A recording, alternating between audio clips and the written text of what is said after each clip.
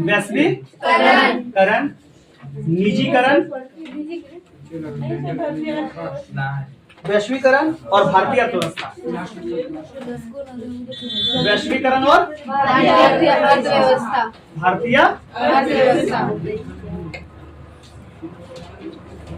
देखो ध्यान समझना, वैश्वीकरण और भारतीय अर्थव्यवस्था। वैश्वीकरण मतलब क्या होता है?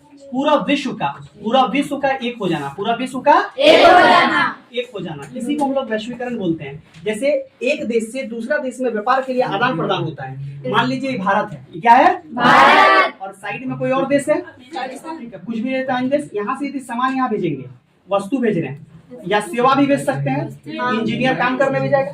भारत से यदि कोई आदमी जाएगा विदेश में काम करने, या वहां से कोई आएगा या सामान मंगवाएगा, सामान भेजेंगे, तो वस्तु, तकनीक, सेवा का आदान प्रदान जब हम लोग करते हैं एक देश से दूसरे देश में, तो इसी को बोलते हैं वैश्वीकरण। क्या बोलते हैं? तो विभिन्न देशों के बीच जब संबंध और तीव्र एकीकरण की प्रक्रिया को ही वैश्वीकरण कहते हैं। मतलब जब संबंध अच्छा होगा तभी तो हम एक दूसरे से भेजेंगे। अब देखना, पड़ोसी से झगड़ा होगा तो क्या उससे चीनी मांगने जाएंगे? नहीं। जब अच्छा रहेगा तब तो बोलेंगे एक चम्मच चीनी दो, अरे तो निकालते एक पोहा दूध हो, बोलता है कि नहीं?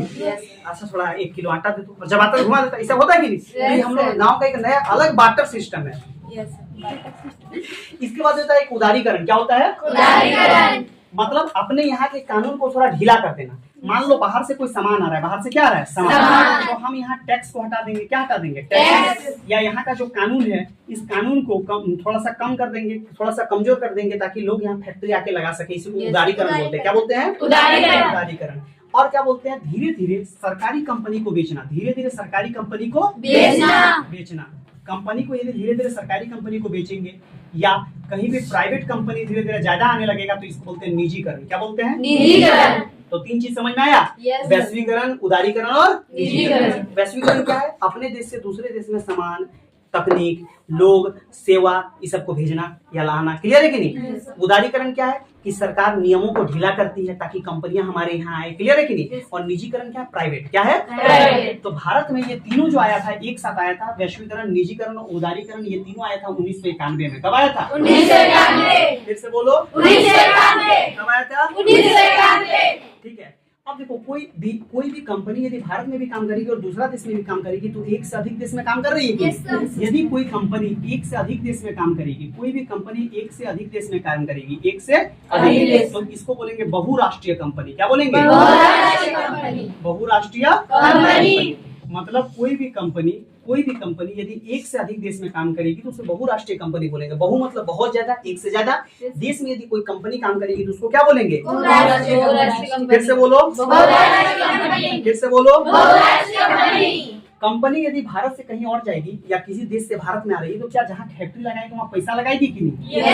पैसा और पूंजी, पैसा और पूंजी जो भी लगाते हैं, इसी को हम लोग बोलते हैं निवेश। क्या बोलते हैं? निवेश। तो जो भी कंपनी एक जगह से दूसरे जगह जाएगी, आएगी, पैसा पूंजी लगाएगी, इसको क्या बोलेंगे? निवेश। क्या बोलते हैं? निवेश। क्या बोलते हैं? निवेश। अब देखो, विदेश से हम लोग व्यापार करेंगे तो विदेशी व्यापार, विदेश से व्यापार करेंगे तो विदेशी व्यापार, और विदेश में जाके निवेश करेंगे तो विदेशी निवेश। जैसे भारत का कोई आदमी जाके अमेरिका में पैसा लगा रहा है तो उसको क्या बोलेंगे? अमेरिका में विदेशी निवेश। अमेरिका कोई आदमी भारत आके पैसा लगा रहा है तो भारत का विदेशी निवेश। अरे बोलते हैं कि नहीं? तो विदेशी व्यापार क्या होता है? विदेश से वस्तुओं को खरीदने और बेचने को विदेशी व्यापार कहते हैं। और विदेशी निवेश क्या होता है? बहुराष्ट्रीय कंपनियां जब लाभ कमाने के उद्देश्य से विदेश में निवेश करती है। विदेशी व्यापार, इसके अंतर्गत आयात और निर्यात की दोनों प्रक्रियाएं शामिल होती है। व्यापार मतलब क्या? आयात माने मंगा भी सकते हैं, आयात माने मंगाना, और निर्यात माने तो हम लोग मंगा भी सकते हैं, भेजना भी सकते हैं। और निवेश माने क्या?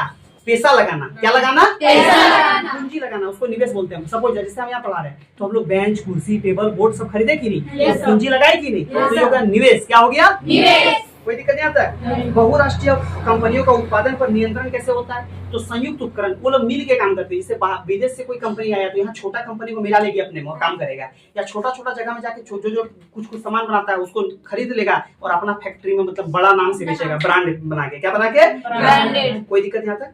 तो जो विकसित देश है वो लोग बोला, देखो जो कम विकसित है, तो देखो विकसित जो देश है क्या उसका सामान बेहतर होगा कि नहीं होगा?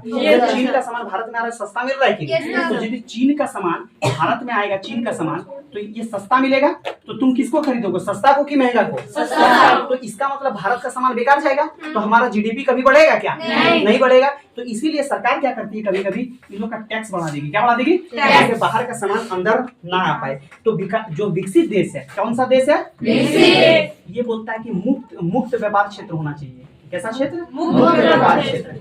इसका मतलब मुक्त व्यापार क्षेत्र मतलब कि ऐसा क्षेत्र जहाँ पे कोई टैक्स उक्स न लगाए। हम भी सामान भेज रहे हैं, तुम भी बेचो, जिसका जितना बिकेगा। हमको बुढ़वा पूछ लिया क्या? हमारा सामान तो उतना अच्छा हुआ नहीं है, तुम तो एकदम पूरा सुपर पावर हो गया, तुम अपना वाला बेच लेगा मेरा देश मिला के, और हम कहाँ बेचेंगे? क्लियर है कि नहीं? तो इसलिए मुक्त व्यापार क्षेत्र पे वो लोग बात करता है।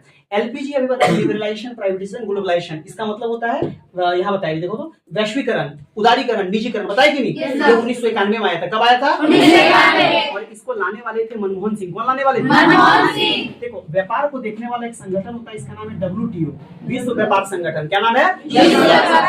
ये विश्व व्यापार संगठन बना था 1995। कब बना था? 1995। इसका मुख्यालय है जेनेवा में। कहाँ है? जेनेवा पड़ता है स्विट्जरलैंड में। जेनेवा कहाँ पड़ता है? जेनेवा कहाँ पड़ता है? जेनेवा कहाँ पड़ता है? जेनेवा कहाँ पड़ता है? ठीक है। अब ध्यान समझ लो, कहीं भी कोई भी अर्थव्यवस्था के लिए क्षेत्र होगा, कहीं भी उत्पादन होगा, कहीं भी कोई काम होगा, तो उसको SEZ बोलते हैं, स्पेशल इकोनॉमिक जोन।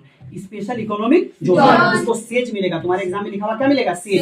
इसका मतलब होता है स्पेशल मतलब विशेष, स्पेशल मतलब विशेष, इकोनॉमिक मतलब आर्थिक। क्या होगा? आर्थिक। और जोन मतलब होता है क्षेत्र। तो कोई भी ऐसा विशेष क्षेत्र जहाँ पे जाके मतलब कंपनियां काम करती है, ठीक है, जहाँ पे उसको टैक्स से मुक्त किया जाता है। मान लो सरकार को मन हुआ कि यहाँ हम कंपनी लगाएंगे, सब कंपनी बोलेगा कि आ जाओ यहाँ पे धनबाद, तुमको क्या करेंगे, 10 साल टैक्स नहीं लेंगे, तो कंपनी आएगी कि नहीं? 10 साल टैक्स करने के लिए। तो इसी बोलते हैं विशेष आर्थिक क्षेत्र। क्या बोलते हैं? विशेष आर्थिक क्षेत्र। कोई कंफ्यूजन यहाँ तक? तो वैश्वीकरण समझ में आया, उदारीकरण समझ में आया, निजीकरण समझ में आया, अरे हाँ या नहीं? निवेश समझ में आया, आयात निर्यात समझ में आया। देखो, वैश्वीकरण का मतलब क्या होता है? एक देश से दूसरे देश में जाके तकनीक, पैसा या किसी भी तरह से काम करना। क्लियर है कि नहीं? उदारीकरण मतलब क्या होता है? सरकार जब नियम को ढीला कर देती है। और निजीकरण मतलब क्या होता है? जब कंपनियां प्राइवेट को दे जाती है। किसको? प्राइवेट। यदि कोई भी चीज मंगाते हैं तो उसको आयात बोलते हैं, और कोई भी चीज भेजते हैं उसको निर्यात। किसी में पैसा लगाते हैं उसको निवेश बोलते हैं। क्या बोलते हैं?